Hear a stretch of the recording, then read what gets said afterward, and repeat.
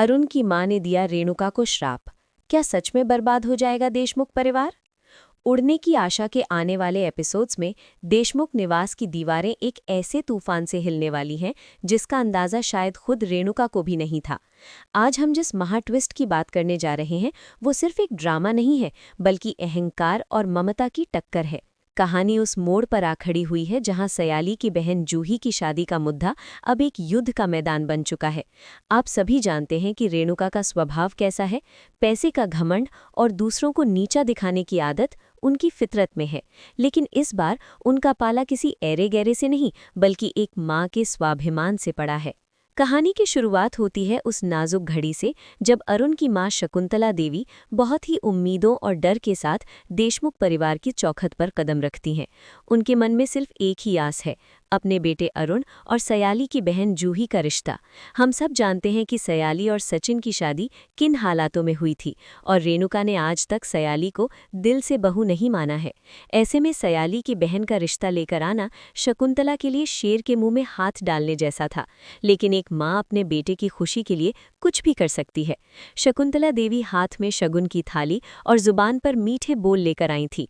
उन्हें लगा था कि बड़ों का लिहाज करके शायद रेणुका उनकी बात सुन लेगी, लेकिन यहाँ तो मंजर ही कुछ और था। जैसे ही शकुंतला ने जूही और अरुण के रिश्ते की बात छेड़ी, रेणुका का पारा 7वें आसमान पर चढ़ गया। ये वो पल था जब देशमुख निवास में सन्नाटा छा गया।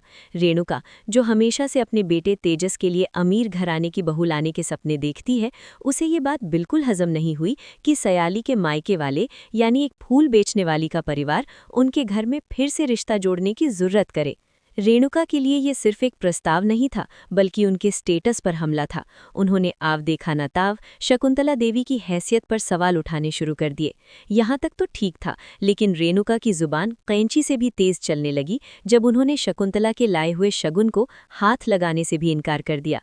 कल्पना कीजिए उस दृश्य की जहां एक तरफ सयाली खड़ी है जिसकी आंखों में अपनी बहन के भविष्य की चिंता है, और दूसरी तरफ उसकी सास जो उसी की बहन के होने वाले ससुराल वालों को जलील कर रही है। रेणुका ने भरी महफिल में चिल्लाकर कहा कि जिनके घर खुद खाने के लाले पड़े हों वो हमारे घर रिश्ता लेकर आने की हिम्मत कैसे कर सकते हैं। ये शब्द शकुंतला देवी के दिल पर किसी खंजर की तरह लगे। लेकिन रेणुका यही नहीं रुकी। उन्होंने अरुण के चरित्र पर भी कीचड़ उछालना शुरू कर दिया। बिना सच बिना अरुण की अच्छाई को परखे, सिर्फ इसलिए कि वो सयाली की पसंद है, रेणुका ने उसे निकम्मा और आवारा तक कह दिया। ये अपमान सिर्फ अरुण का नहीं, बल्कि उसकी परवरिश का था। सचिन, जो वहां मौजूद था, उसके अंदर का ज्वालामुखी भी धधक रहा था। हम सब जानते हैं कि सचिन का स्वभाव गर्म है, लेकिन वो दिल का साफ है। वो जूही की फिक्र है, वो जूही को अपनी सगी बहन मानता है। सचिन को भी अरुण पर शक है, लेकिन रेणुका का ये तरीका सचिन को भी अंदर ही अंदर खटक रहा था। फिर भी अपनी माँ के खिलाफ जाने से पहले वो स्थिति को समझने की कोशिश कर रहा था। लेकिन रेणुका ने तो जैसे आज कसम खा ली थी कि वो इस रिश्ते को तोड़ेगी नहीं, बल्कि इसे पैरों तले कुचल देगी। उन्होंने शकुंतला देवी को घर से निकल जाने का आदेश दे दिया, ठीक वैसे ही जैसे कोई भिखारी को दुत्कारता है। सयाली की आंखों से आंसू बह रहे थे। परेश बाबा शर्मिंदा होकर सिर झुकाए खड़े थे, लेकिन रेणुका के चेहरे पर एक अजीब सी क्रूरता थी। और तभी वो हुआ जिसकी उम्मीद किसी ने नहीं की थी। शकुंतला देवी, जो अब तक हाथ जोड़े खड़ी थी, उनका सब्र का बांध टूट गया। एक माँ की ममता जब घायल होती है तो वो दुर्गा का रूप ले लेती है।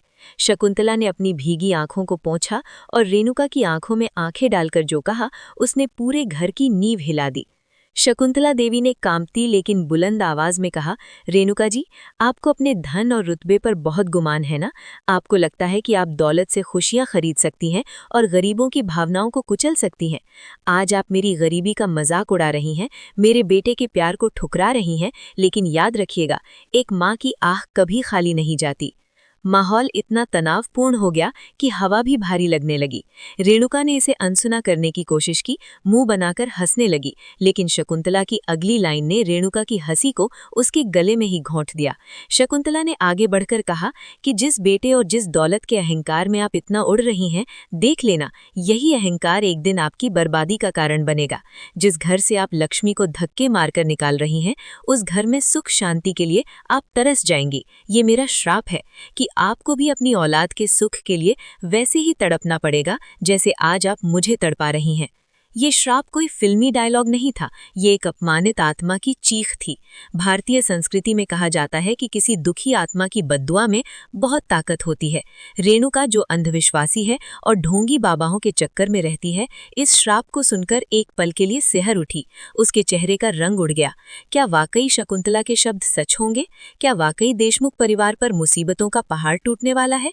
सयाली डर के मारे कांपने लगी, क्योंकि वो जानती है कि रेणुका की गलतियों की सजा अक्सर पूरे परिवार को भुगतनी पड़ती है। जैसे ही शकुंतला देवी वहां से निकली, पीछे छोड़ गई एक भयानक सन्नाटा।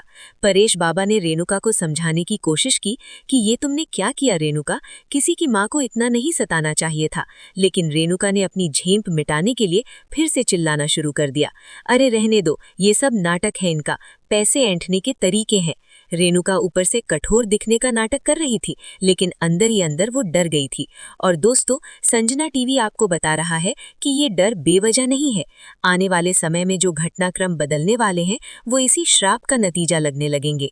सबसे बड़ा सवाल अब ये है कि सचिन का रिएक्शन क्या होगा।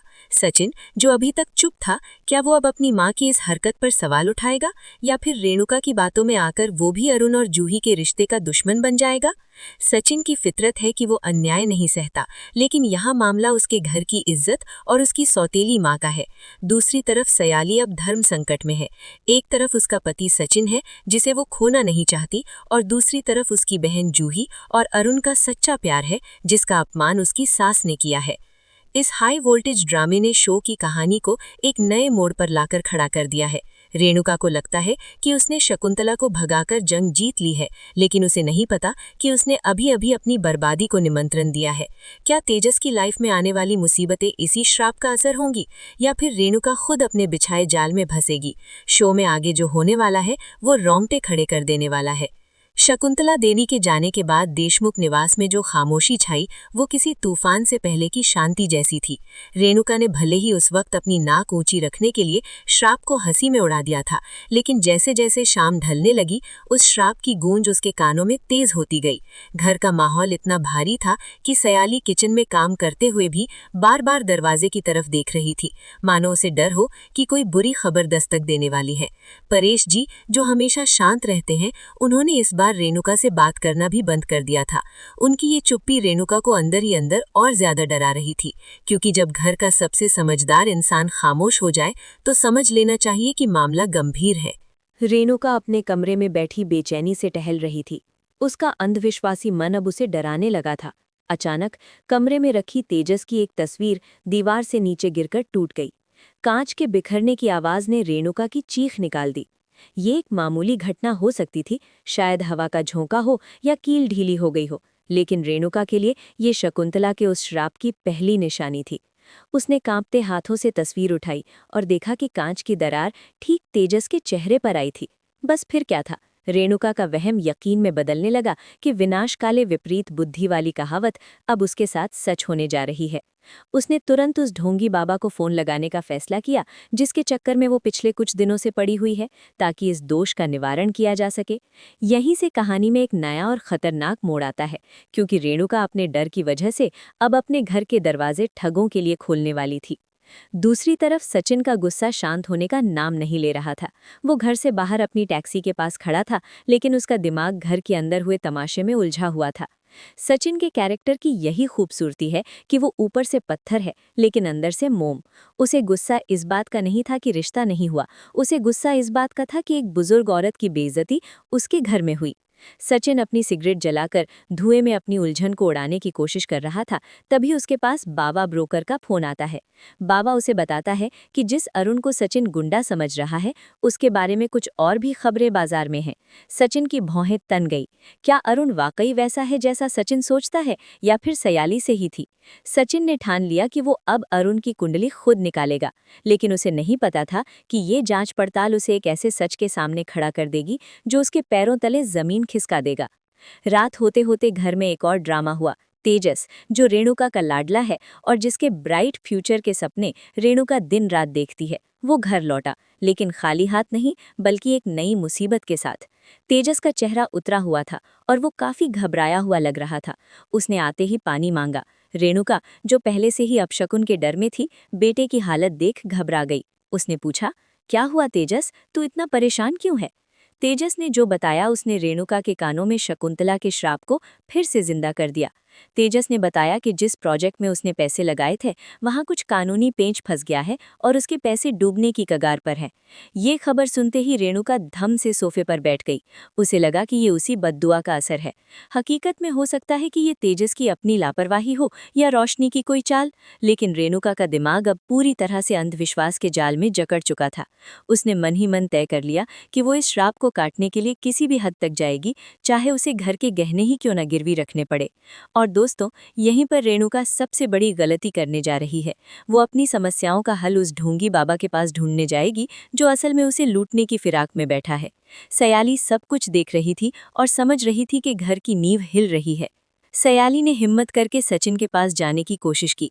वो चाहती थी कि सचिन को समझाए कि अंधविश्वास से कुछ नहीं होगा, हमें अरुण और जूही के बारे में ठंडे दिमाग से सोचना चाहिए और शकुंतला जी से माफी मांगनी चाहिए। वो सचिन के कमरे में गई जहां सचिन अंधेरे में बैठा था। सयाली ने जैसे ही मुंह खोला, सचिन ने हाथ दिखाकर उसे रोक दिया। सचिन ने कड़क आवाज में कहा, सयाली, खबरदार जो उस लड़के की वकालत फिर से की। मेरी आई ने जो किया वो गलत था, मैं मानता हूँ, लेकिन इसका मतलब ये नहीं कि मैं तेरी बहन को उस 2 कौड़ी के आदमी के साथ भेज दूं। सयाली की जबान बंद हो गई। वो समझ गई कि सचिन अभी सुनने के मूड में नहीं है। दोनों के बीच की ये दीवार जो जूही की शादी को लेकर खड़ी हुई है, अब उनके अपने रिश्ते में भी दरार डाल रही है। लेकिन असली ट्विस्ट तो अब आने वाला था। देर रात जब सब सो गए, रेणुका ने चुपके से अपनी अलमारी खोली। उसने अपने कुछ पुराने गहने निकाले। उसकी आंखों में एक अजीब सा पागलपन था। वो बुदबुदा रही थी, मैं मेरे तेजस पर कोई आंच नहीं आने दूंगी। वो बुढ़िया का श्राप मैं अपने पैसों से धो डालूंगी। रेणुका को अंदाजा भी नहीं था कि पर्दे के पीछे से कोई उसे देख रहा है। क्या वो सयाली थी या फिर रोशनी, जो इस मौके का फायदा उठाने के लिए तैयार बैठी है? अगली सुबह जो होने वाला था वो उड़ने की आशा के दर्शकों के होश उड़ाने के लिए काफी था। रेणुका जिस बाबा को घर बुलाने वाली थी शुद्धिकरण के लिए, वो असल में एक पुराना अपराधी है। और मजे की बात यह है कि सचिन का उससे पुराना कोई नाता निकल सकता है। क्या सचिन अपने ही घर में अपनी सौतेली माँ को लुटने से बचा पाएगा, या फिर विनाशकाले विपरीत बुद्धि के चलते रेणुका सचिन को ही अपना दुश्मन मान बैठेगी और उसे बीच में आने से रोक देगी? श्राप का असर हो या ना हो, लेकिन रेणुका का डर अब देशमुख परिवार को बर्बादी के रास्ते पर ले जा रहा था। और इस रास्ते पर सबसे बड़ा कांटा बनकर खड़ा था अरुण का वो सच जो अभी तक किसी को नहीं पता था। उस रात अंधेरे में रेणुका को गहने निकालते हुए देखने वाली वो परछाई और कोई नहीं बल्कि घर की मॉडर्न बहू रोशनी थी। रोशनी जो खुद कई रात सीने में दबाए बैठी है, उसके चेहरे पर एक कुटिल मुस्कान तैर गई।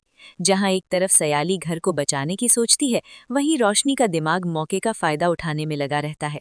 उसने रेणुका को नहीं रोका, ना ही किसी को जगाया।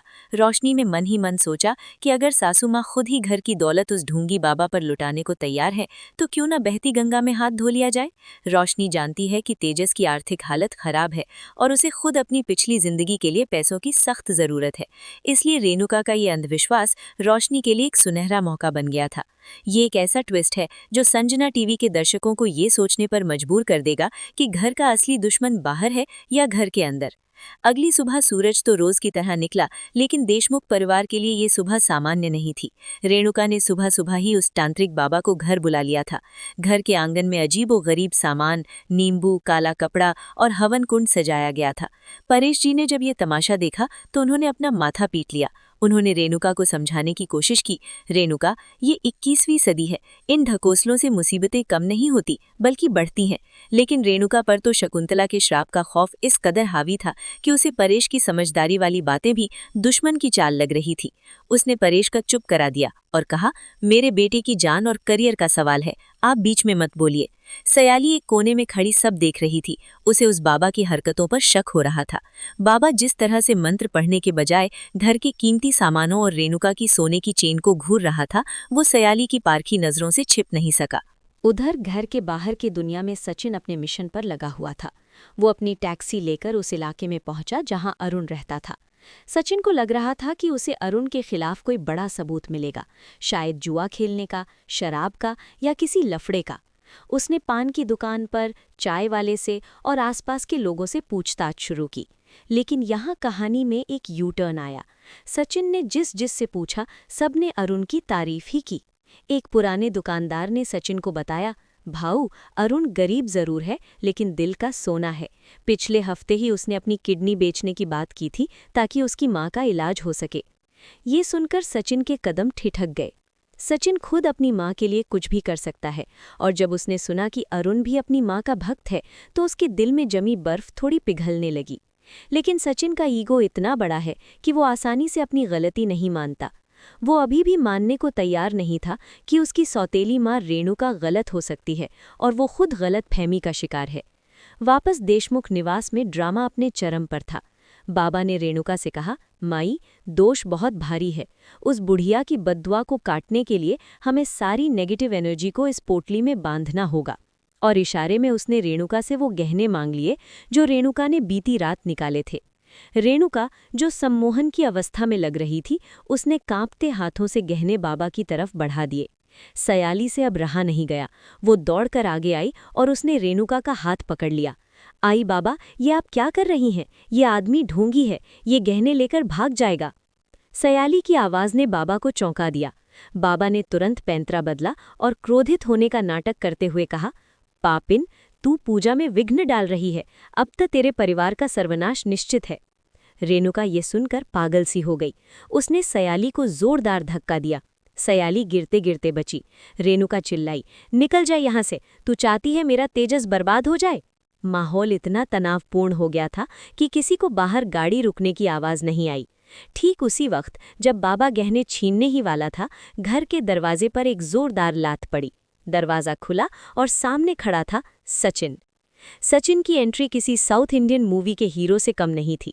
उसने एक नज़र घर के हालात पर डाली, सयाली का गिरा होना, रेणुका का रोना और एक अनजान आदमी के हाथ में घर के गहने। सचिन को मामला समझते देर नहीं लगी। वो जानता है कि उसकी आई बेवकूफ़ बन सकती है, लेकिन सचिन की मौजूदगी में कोई उसके घर को लूट ले, ये नामुमकिन है। धीरे धीरे सचिन बाबा की तरफ बढ़ा।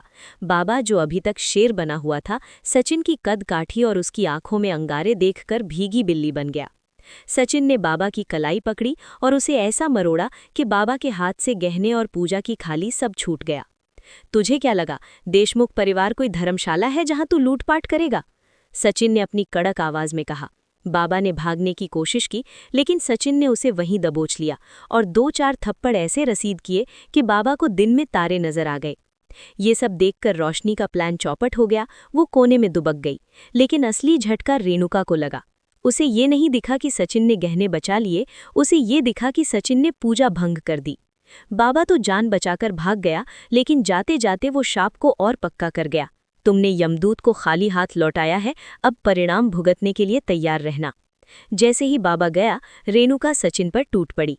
तूने ये क्या किया सचिन? अब मेरा तेजस नहीं बचेगा। वो सचिन को मारने लगी, रोने लगी। सचिन चुपचाप खड़ा रहा, क्योंकि उसे आदत है अपनी आई की नफरत सहने की। लेकिन सयाली ने पहली बार सचिन की आंखों में एक अजीब सा दर्द देखा।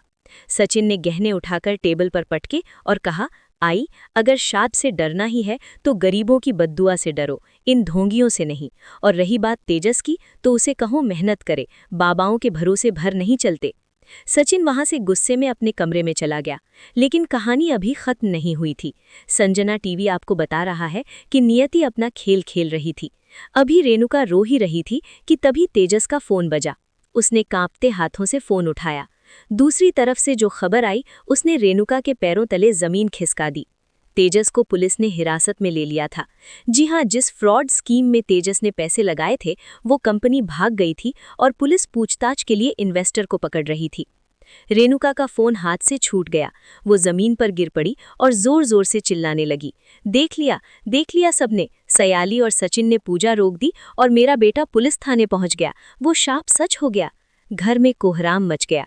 सयाली हैरान थी, क्या ये महज एक इत्तेफाक था या सच में शकुंतला देवी की वाणी सच हो रही थी? परेश बाबा को हार्ट अटैक जैसा महसूस होने लगा। अब स्थिति ऐसी हो गई है कि सचिन को न चाहते हुए भी अपने सौतेले भाई तेजस को छुड़ाने के लिए थाने जाना पड़ेगा। और आप जानते हैं थाने में कौन उसकी मदद कर सकता है? वही इंसान जिसे सचिन और रेणुका नफरत करते हैं, अरुण। क्योंकि अरुण के पास उस फ्रॉड कंपनी का कोई सुराग हो सकता है या उसकी जान पहचान हो सकती है। क्या सचिन अपनी ईगो को साइड में रखकर अरुण से मदद मांगेगा? क्या सयाली इस बिखरे हुए परिवार को संभाल पाएगी? अगले एपिसोड में हम देखेंगे एक ऐसा गठबंधन जो किसी ने नहीं सोचा था। सचिन और अरुण आमने सामने होंगे, लेकिन लड़ाई के लिए नहीं, शायद एक मजबूरी के लिए। और रेणुका अब सयाली को घर से निकालने की एक बड़ी साजिश रचने वाली है, क्योंकि उसे लगता है कि सयाली ही सारी मुसीबतों की जड़ है। पुलिस स्टेशन का मंजर देशमुख परिवार के लिए किसी बुरे सपने से कम नहीं था। जहां एक तरफ घर में रेणुका का रो रोकर बुरा हाल था, वहीं दूसरी तरफ थाने के ठंडे फर्श पर बैठा तेजस देशमुख अपनी किस्मत को कोस रहा था। संजना टीवी के दर्शकों, आप जानते हैं कि तेजस कितना डरपोक है। वो अपनी मां के सामने शेर बनता है, लेकिन पुलिस की वर्दी देखते ही उसकी सिट्टी पिट्टी गुम हो जाती है। जब सचिन वहां पहुंचा तो उसने देखा कि उसका भाई, जो हमेशा सूट बूट और इंग्लिश झाड़ने में व्यस्त रहता है, आज एक कोने में सिकुड़ा बैठा है। सचिन को तेजस पर गुस्सा तो बहुत आ रहा था कि उसकी बेवकूफ़ी की वजह से आज बाप दादा की इज्जत थाने की चौखट पर नीलाम हो रही है, लेकिन भाई का फर्ज भी तो निभाना था। सचिन ने इंस्पेक्टर से बात करने की कोशिश की। उसने अपनी पहचान बताई, अपनी जान पहचान का हवाला दिया, लेकिन ये मामला बड़ा था। पुलिस का कहना था कि तेजस जिस कंपनी के साथ जुड़ा था, उसने करोड़ों का घोटाला किया है, और जब तक मुख्य आरोपी नहीं पकड़ा जाता, तेजस को छोड़ा नहीं जा सकता। सचिन लाचार महसूस कर रहा था। ताकत और गुस्से से हर मसला हल नहीं होता, यहाँ दिमाग और सुराग की जरूरत थी। और ठीक इसी वक्त कहानी में वो ट्विस्ट आया जिसका इशारा हमने पिछले भाग में किया था। थाने में एक शख्स की एंट्री हुई। वो कोई बड़ा वकील या नेता नहीं था, बल्कि वो साधारण सा दिखने वाला अरुण था। जी हाँ, सयाली की बहन जूही का प्रेमी, और वो लड़का जिसे रेणुका ने घर से धक्के मारकर निकाला था। अरुण वहां किसी काम से आया था, या शायद उसे खबर लग गई थी, लेकिन जब उसने सचिन को परेशान और तेजस को हिरासत में देखा तो वो चुप नहीं रहा। सचिन ने अरुण को देखा और अपनी नजरें फेर ली। उसका एटीट्यूड अभी भी बरकरार था, लेकिन अरुण ने बड़प्पन दिखाया। अरुण उस इलाके का स्थानीय निवासी है, और जैसा कि हमने बताया, उसके पास जमीन से जुड़ी खबरें होती हैं। अरुण ने इंस्पेक्टर के कान में कुछ कहा। उसने बताया कि जिस फ्रॉड कंपनी का मालिक भागा है, वो शहर के किस पुराने गोदाम में छिपा हो सकता है। अरुण की सटीक सूचना पुलिस के बहुत काम आई। पुलिस की एक टीम तुरंत रवाना हुई और आधे घंटे के अंदर मुख्य आरोपी पकड़ा गया। तेजस का रोल इसमें सिर्फ एक पीड़ित का निकला, अपराधी का नहीं। इसलिए पुलिस ने कुछ कागजी कार्रवाई के बाद तेजस को जमानत दे दी। ये वो पल था जब सचिन और अरुण आमने सामने थे।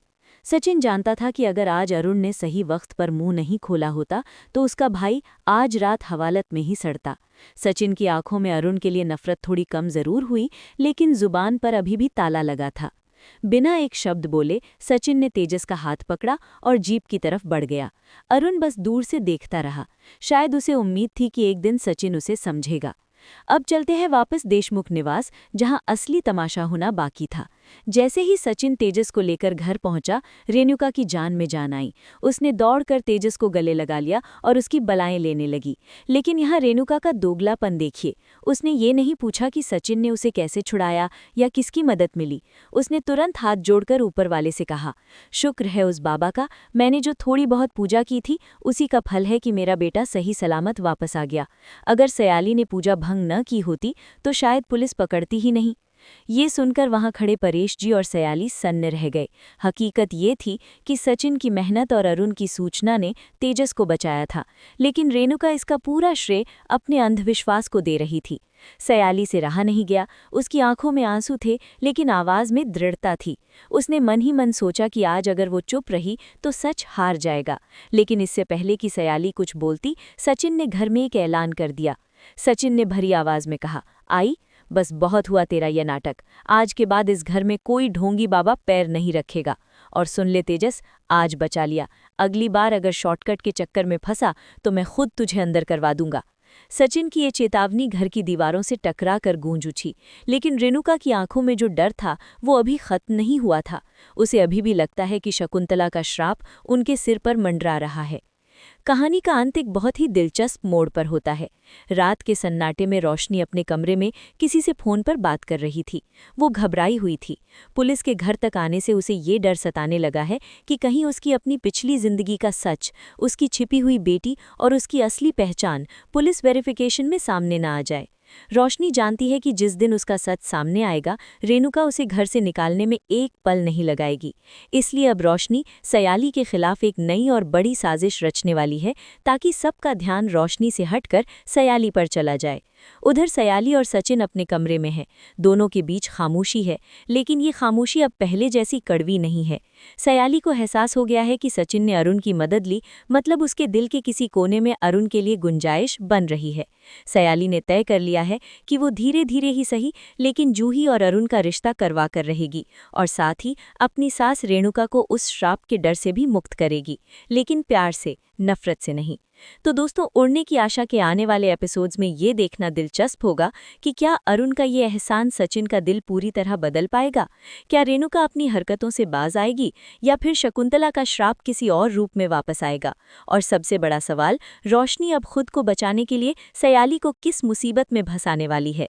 ये सब जानने के लिए बने रहिए हमारे साथ। अगर आपको हमारा ये विश्लेषण और ये कहानी पसंद आई हो तो संजना टीवी को अभी सब्सक्राइब करें, इस वीडियो को लाइक करें और कमेंट में हमें बताएं कि क्या सचिन को अरुण और जूही की शादी के लिए मान जाना चाहिए। अपनी राय जरूर लिखें। मिलते हैं अगले वीडियो में एक और धमाकेदार अपडेट के साथ।